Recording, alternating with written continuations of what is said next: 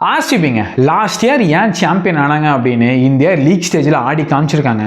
India league ஸ்டேஜில் ஆர்சிபியோட performance பார்த்தாவே நம்ம எல்லாத்துக்கும் புரிஞ்சுக்கோம் ஏன் லாஸ்ட் இயர் அவங்க சாம்பியன் ஆனாங்க அப்படின்னு. பேட்டிங்கு, பவுலிங்கு, ஃபீல்டிங் சொல்லிட்டு எல்லா ஏரியாஸ்லையுமே பக்காவாக ஆடி இருக்காங்க. அண்ட் ஆர்சிபி பார்த்தீங்கன்னா இந்த லீக் ஸ்டேஜில் ஸ்டாண்ட் அவுட்டுங்க. மற்ற எல்லா டீமும் கம்பேர் பண்ணும்போது ஸ்டாண்ட் அவுட்டு. நீங்கள் குஜராத் டீமில் பார்த்தா ஒரு பிரச்சனை இருக்குது, சன்ரைஸில் பார்த்தா ஒரு பிரச்சனை இருக்குது, நீங்கள் ராஜஸ்தானாக இருக்கட்டும், வேறு எந்த டீம் பிளே ஆஃப் ரேஸில் இருக்கிற டீம் எடுத்து பார்த்தாலுமே ஒரு பிரச்சனை இருக்குங்க. ஆனால் ஆர்சிபி கிட்ட நீங்கள் பெரிய பிரச்சனை அப்படின்னு எதுவுமே சொல்ல முடியாது. சின்ன சின்ன பிரச்சனை இருக்குது. ஜித்தேஷ் சர்மா ஃபார்மில் இல்லை, ஃபில் சால்ட் ஆடலை, பட் அது ஈஸியாக மேனேஜ் பண்ணிட்டாங்க. அண்ட் ஆர்சிபியோட முக்கியமான ட்ரெயிட் என்னென்னு பார்த்தீங்கன்னா, லாஸ்ட் இயர்லேருந்து இந்த இயர் நீங்கள் 2 சீசன் ஒட்டுக்காக பார்த்தீங்கன்னா ஒரே ஒரு டைம் மட்டும்தான் 2 மேட்ச் தொடர்ந்து தோற்றுருக்காங்க. அதுதாங்க ஒரு சைன் ஆஃபாக ஒரு சாம்பியன் டீம்னா கண்டிப்பாக அதுதாங்க. ஒரு மேட்ச் தோற்றா அடுத்த மேட்ச் திரும்பி ஜெயிச்சிடுறாங்க. அண்ட் இந்த இயர் பார்த்தீங்கன்னா ஒரு 2 மேட்ச் தொடர்ந்து தோற்றாங்க. பயங்கரமாக பார்த்தீங்கன்னா அதுக்கப்புறம் பார்த்தீங்கன்னா ஒரு ஹேட்ரிக் வின்னாக போட்டுட்டாங்க. ஸோ அதுதாங்க பக்காவாக ஆடுறாங்க. ஆர்சிபி டீம் பார்த்தீங்கன்னா +1 ரன் ரேட்டுங்க. Top 2 sealed. கண்டிப்பாக இந்த இயர் ஃபைனல் போயிடுவாங்க. பிகாஸ் அந்த டாப் 2 சீல்டு நான் ஏன் சொல்கிறேன்னா, வேறு எந்த டீமே ஆர்சிபி ரன் ரேட் மேட்ச் பண்ண முடியாதுங்க. ஏன்னா +1 ரன் ரேட்டை குஜராத்தாக இருக்கட்டும், SRH, RR, வேறு இந்த 3 டீமே மேட்ச் பண்ண முடியாது. ஸோ கண்டிப்பாக பார்த்தீங்கன்னா ஆர்சிபி டாப் 2 சீல்டு தான். அண்ட் டாப் 2 சீல்டுனாவே நமக்கு தெரியும் ஃபைனல் போயிடுவாங்க அப்படின்னு. எனக்கு தெரிஞ்சு இந்த இயர் ஆர்சிபியோட கப்பு தாங்க. இட்ஸ் ஆர்சிபிஸ் கப் டு லூஸுங்க. கண்டிப்பாக ஆர்சிபி அவங்க ஆடுற மென்டாலிட்டியாக இருக்கட்டும், அவங்க ஆடுற அக்ரெஷனாக இருக்கட்டும், எனக்கு தெரிஞ்சு ஆர்சிபி கப் அடிக்காமல் ஸ்டாப் பண்ண மாட்டாங்க அப்படி தான் தோணுது. ஏன்னா விராட் கோலி ஒவ்வொரு விக்கெட்டுக்கும் செலிப்ரேட் பண்ணுறாங்க. ஒவ்வொரு விக்கெட்டுக்கும் அவர் காமிக்கிற அந்த பேஷன், அந்த அக்ரெஷன் பார்த்தீங்கன்னா ஆர்சிபி கப் அடிக்காமல் ஸ்டாப் பண்ண மாட்டாங்க போல் அப்படியே தெரியுது. ஒரு சென்னை ஃபேனாக இன்றைக்கி ஆர்சிபி ஜெயிச்சது ஒரு ஹாப்பி தான். பட் எனக்கு தெரிஞ்சு ஒரு சென்னை ஃபேனாக திரும்ப ஆர்சிபி கப் அடிக்க போகிறானுங்கன்னு நினச்ச ஒரு மாதிரி தான் இருக்குது. But still RCB 100% டிசர்வ்டுங்க. சரி, ஃபைனலில் என்ன வேணால் நடக்கலாம். நான் திரும்ப சொல்கிறேன், ஃபைனலில் நம்ம பார்த்துருக்கோம் 2023 இந்தியா வேர்ல்டு கப் என்னாச்சுன்னு தெரியும். குரூப் ஸ்டேஜில் அவ்வளோ நாள் ஆடிட்டு ஃபைனல் ஆஸ்திரேலியா நம்மளுக்கு முடிச்சுட்டு கப் அடிச்சானுங்க. ஸோ ஃபைனல் என்ன வேணால் நடக்கலாம். பட் எனக்கு தெரிஞ்சு ஆர்சிபி தான் பயங்கர ஃபேவரட்ஸுங்க. கண்டிப்பாக ஆர்சிபி தான் பயங்கர ஃபேவரட்ஸ். அண்ட் ஆர்சிபி டீம் பற்றி பார்த்தீங்கன்னா பக்காவாக ஸ்ட்ரக்சர் பண்ணியிருக்காங்க. விராட் கோலி மாதிரி ஒரு கிரேட்டஸ்ட் ஆஃப் ஆல் டைம் இருக்கார் டீமில். அவரை பற்றி என்னங்க பேசுகிறது. திரும்பவும் பார்த்தீங்கன்னா ஒரு அவுட்ஸ்டாண்டிங் சீசனுங்க. அவர் என்னென்னா ஒரு நார்மல்ஸ் ஆயிடுச்சு. விராட் கோலினா 500 அடிப்பார் அப்படிங்கிறங்காட்டி நம்ம விராட் கோலி பற்றி பெருசாக பேசுறதில்ல. பட் திரும்பவும் பார்த்தீங்கன்னா அவர் அடிக்கிற ரன்னால் ரொம்ப க்ரூஷியலுங்க அந்த டீமுக்கு.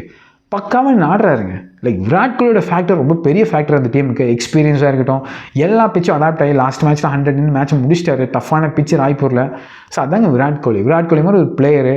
அதுக்கு அப்படியே காம்ப்ளிமெண்ட் பண்ணுற மாதிரி எல்லா பிளேயர்ஸ் இருக்காங்க. மேலே ஃபில் சால்ட் பயங்கரமாக ஆடிட்டு இருந்தார். அவர் இல்லை அப்படிங்கிறதப்போ ஜேக்கப் பத்தல் ஸ்ட்ரகிள் ஆகிட்டு இருக்காரு. பட் ஸ்டில் நீங்கள் நம்பர் 3 பார்த்தீங்கன்னா படிக்கலை. மேட்ச் ஒரு கான்ட்ரிபியூஷன் தராருங்க. படிக்கலை, பக்காவாக ஆடுறாரு. அது மாதிரி எல்லா மேட்சுமே இன்றைக்குமே பார்த்தீங்கன்னா ஒரு க்ரூஷியல் 39-40 அடிக்கிறாருங்க. ஸோ அவரோட கான்ட்ரிபியூஷன் ரொம்ப பெருசு இந்த சீசன் ஃபுல்லாகவே. அண்டு நம்பர் 4 பட்டுதறி செம்மையாக ஆடினார் இந்த சீசனில். பக்காவாக ஆடினாருங்க பட்டுதறி. அவரோட ஸ்ட்ரைக் ரேட்டு மிடில் ஆர்டர்லாம் வேறு மாதிரி. பட் இன்றைக்கி பட்டுதறி ஆடலை. எல்லா டீமுக்குமே பட்டுதர் மாதிரி ஒரு பிளேயர் ஆடலை அப்படின்னா கொஞ்சம் ட்ராப் ஆஃப் இருக்கும். ஆனால் ஆர்சிபி பார்த்தீங்கன்னா வெங்கடேஷர் உள்ளே இருக்கிறாங்க. வெங்கடேஷர் பார்த்தீங்கன்னா பட்டுதருக்கும் மேலே 73 ரன் அடிக்கிறாரு. ஸோ இதுதாங்க ஆர்சிபி பண்ண விஷயம் என்னென்னா, ஒரு பக்கா பேக்கப் பிளேயர்ஸ்லாம் எடுத்து வச்சுருக்காங்க.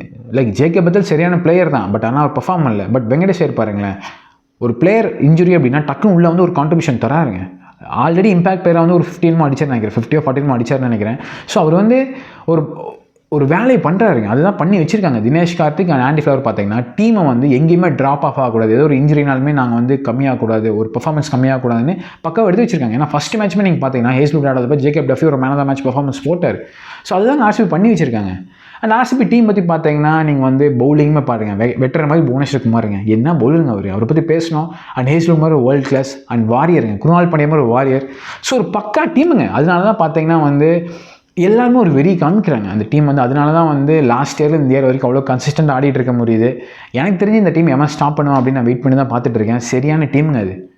அண்ட் நீங்கள் பவுலிங் பற்றி பேசணுன்னா அங்கே தான் மேட்ச் நீங்கள் மாறிச்சு ஆக்சுவலாக. பிகாஸ் அந்த ட்ராக்ல 220 அப்படிங்கிறது பஞ்சாப் பவர் பிளே நல்லா இருந்தால் சேஸ் பண்ணியிருக்கலாம். பிகாஸ் கடைசியில் பார்த்தோம் எவ்வளோ கிட்ட வந்தாங்க அப்படின்னு பஞ்சாப்.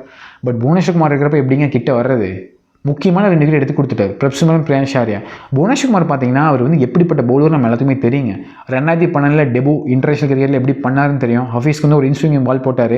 அப்படியே ஹஃபீஸ்லாம் ஸ்டெம் அடிச்சு ஸ்டெம்பு பறக்குது. ஹஃபீஸ்லாம் வேடிக்கை பார்த்துட்டு இருக்காரு, எப்படா பால் இவ்வளோ ஸ்விங் ஆச்சு அப்படின்னு. ஸோ அந்தளவுக்கு ஒரு எபிலிட்டி இருக்க பிளேயர் தாங்க புவனேஸ்வர் குமார். அவர் தெரியுங்க 2016-17 டாமினேட் பண்ணி 2 இயர் தொடர்ந்து பர்பிள் கப் அடிச்சார். எவனுமே பண்ணது கிடையாது அது. ஸோ அந்த மாதிரி ஒரு பிளேயர் தான் புவனேஸ்வர் குமார். நடுவில் பார்த்தீங்கன்னா கொஞ்சம் இன்ஜுரி அப்படி இப்படின்னு கொஞ்சம் ஃபார்ம் அவுட் ஆனார். திரும்பவும் வந்திருக்காருங்க பக்காவாங்க. இந்தியார் பார்த்தீங்கன்னா man of the series, man of the டோர்னமெண்ட்னா அது கண்டிப்பாக புவனேஸ்குமார் தான் வாங்கணும். எனக்கு தெரிஞ்சவர் யாருமே கிட்ட கூட இல்லைன்னு தான் தோணுது. பிகாஸ் நிறைய பேர் பயங்கரமாக ஸ்டார்ட் பண்ணாங்க, அப்புறம் பார்த்தீங்கன்னா பாதி சீசனுக்கு அப்புறம் அப்படியே கொஞ்சம் எல்லாம் ஸ்லோவாகிட்டாங்க. ஆனால் புவனேஸ்குமார் பார்த்தீங்கன்னா ஸ்டாண்ட் அவுட்டாக இருக்காருங்க. ஹேஸ்லுட் பார்த்தீங்கன்னா அந்த லாஸ்ட் இயர் இந்த இம்பாக்ட் கிடையாது இந்த இயர், பட் அதுக்கு புவனேஸ்குமார் பார்த்துக்கிறாருங்க. ஸோ என்ன சொல்கிறதுங்க, பவுலிங்கில் புவனேஸ்குமார் பக்காவாக போட்டார். ஹேஸ்லுட் பற்றி நீங்கள் ரொம்ப கவலைப்படணும்னு கிடையாது, அவர் ஒரு வேர்ல்ட் கிளாஸ் பவுலர். அதுக்கப்புறம் குணால் பாண்டியா பார்த்தீங்கன்னா இந்த இயர் வந்து ஒரு பவுன்சரு அது இதுன்னு போட்டு வேலையை முடிச்சு விட்டுறாரு. ஸ்ரேயா சர்மா மட்டும்தான் அந்த டீமில் பார்த்தீங்கன்னா ஒரு வீக் யூனிட். பட் ஆனால் ஸ்ரேயா சர்மாவோட அவர் நல்லா போடலை அப்படின்னா கூட மற்ற எல்லோரும் இருக்காங்க கம்ப்ளைண்ட் பண்ணுறதுக்கு. அதனால் அவங்க வந்து ஈஸியாக மேனேஜ் பண்ணிடுறாங்க. இன்றைக்கி ரஷீத் தாஸ் எல்லாமே வந்து செமையாக போட்டாருங்க. ஸோ ஓவராலாக ஆர்சிபி டீம் பற்றி என்னங்க சொல்கிறது, ஒரு பக்கா டீமாக இருக்காங்க. எனக்கு தெரிஞ்ச ஆர்சிபி டீம் வந்து ஒரு பெரிய பிரச்சனை இருக்குது அப்படின்னு ஒரு விஷயத்தை என்னால் பாயிண்ட் அவுட்டே பண்ண முடியலைங்க. அண்ட் ஃபில் சால்ட் வந்து பிளே ஆஃப் வருவார் அப்படின்னு எல்லாம் சொல்லிட்டு இருக்காங்க. ஸோ எனக்கு தெரிஞ்சு கண்டிப்பாக ஆர்சிபி இந்த இயர் கப் அடிக்கிறதுக்கு 90% சான்ஸ் இருக்கும் மாதிரி தெரியுது. பட் ஸ்டில் ஃபைனல் என்னவோ நடக்கலாம். ஒரு சென்னை ஃபேன் அப்படியே நடந்தால் நல்லா இருக்குன்னு எனக்கு தோணுது. பட் ஆர்சிபி டிசர்வ் டு வின்ங்க, அதில் எந்த டவுட்டுமே கிடையாது. அண்ட் பஞ்சாப் பற்றி பேசணுன்னு என்னங்க சொல்கிறது, முதல் 7 மேட்ச்சில் வந்து ஆர்சிபியாக பஞ்சாப்னு யோசிச்சுட்டு இருந்தோம். அந்த அளவுக்கு ஆடிட்டு இருந்தாங்க. முதல் 7 மேட்ச்சில் 13 பாயிண்ட் பஞ்சாப். அடுத்த 6 மேட்ச்சும் தோற்றுருக்காங்க. ஏன்னா பேட்டிங் மட்டுமே நம்பி கப் அடிக்க முடியாது அப்படிங்கிறதுக்கு பஞ்சாப் வந்து ஒரு பெரிய உதாரணங்க. பவுலிங் கண்டிப்பாக தேவை. நீங்கள் எவ்வளோ ரன் வேணால் அடிக்கலாம், பட் பவுலிங் கண்டிப்பாக வேணுங்க. ஏன்னா பேட்ஸ்மேன்ஸ் ஒரு 4 மேட்ச் ஜெயிச்சு கொடுக்கலாம், பட் பவுலிங் 14 மேட்ச் வேணும். அதனால தான் ஆர்சிபி வந்து இன்றைக்கி 14 மேட்சாக ஒரு 2 மேட்ச் பேட்டிங் கை கொடுக்காட்டிங்க கூட பவுலிங் வச்சுருக்கங்காட்டி தான் அவங்க வந்து இன்றைக்கி வரைக்கும் வந்து ஒரு டாப் டீமாக இருந்துகிட்டு இருக்காங்க. ஸோ கண்டிப்பாக பஞ்சாப் வந்து யான்சன் இன்றைக்கி யான்சன் பார்த்தீங்கன்னா ரொம்ப ஒரு பிலோ ஆவரேஜ் சீசனுங்க யான்சன் மாதிரி ஒரு ஃப்ரண்ட் லைன் பவுலர்லாம் டெலிவரி பண்ணாதங்காட்டி தான் பஞ்சாப் இப்படி இருக்காங்க. பயங்கர டிசப்பாயின்மெண்ட்ங்க பஞ்சாப் 15 பாயிண்ட் எடுக்கலாம், பட் மற்ற எல்லா டீமே வந்து அவங்களுக்கு கை கொடுக்கணும் உள்ளே போகிறதுக்கு.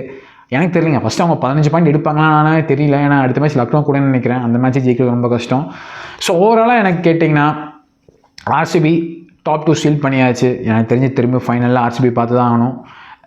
பட் சென்னை ஃபேனாக வேறு ஏதாவது டீம் கப்படிச்சா நல்லா இருக்குன்னு தோணுது. பட் ஆர்சிபி டிசர்வ்டுங்க, எந்த டவுட்டுமே கிடையாது. நீங்கள் என்ன நினைக்கிறீங்க அப்படின்னு காமெண்ட்ஸ் சொல்லுங்கள். அந்த மாதிரி வீடியோஸ்க்கு சப்ஸ்கிரைப் பண்ணிக்கலாம்.